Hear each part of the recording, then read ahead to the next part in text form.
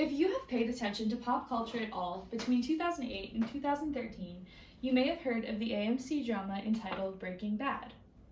The basic premise of the show centers around the main character, high school teacher Walter White. He's diagnosed with lung cancer and worries that his family will be left with crushing medical debt when he succumbs to his diagnosis eventually. He winds up making the rash decision to use his chemistry expertise to manufacture a very high-quality methamphetamine to sell on the streets, ideally making a lot of money for his family to put towards his medical costs.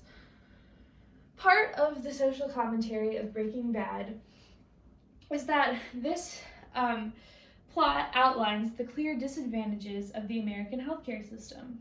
Clearly, it's ridiculous how much medical debt Walter accumulates in such a short time, caused by something that could literally happen to anyone.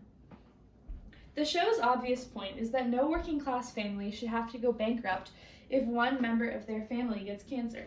It also draws upon pure desperation and the lengths that people will go to provide for their family.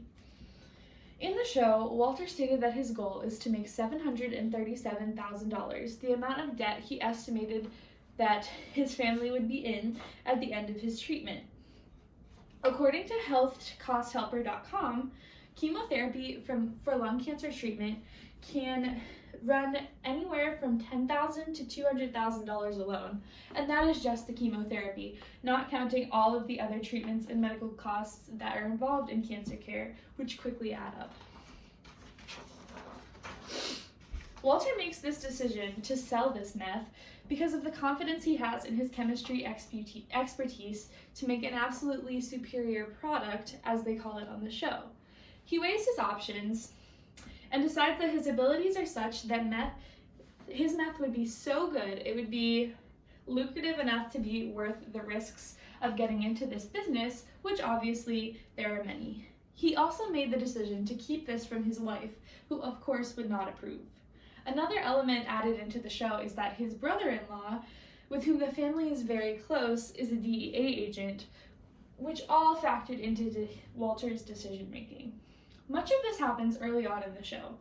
At one point, his friends and ex-business partners, who are now doing very well for themselves because of the business Walter used to be a part of, offer to pay for Walter's entire treatment and all associated costs. Walter immediately declines this offer quite pridefully. As the show progresses, his life starts to revolve around making meth full-time. He eventually surpasses his goal of $737,000 by a lot, and at that point in the show, it becomes clear that it is no longer about getting enough money to care for his family. The viewers watch Walter fall deeper and deeper into the hole he dug himself in the drug world. He endangers his entire family, and by the end of the show, Walter is left with nothing.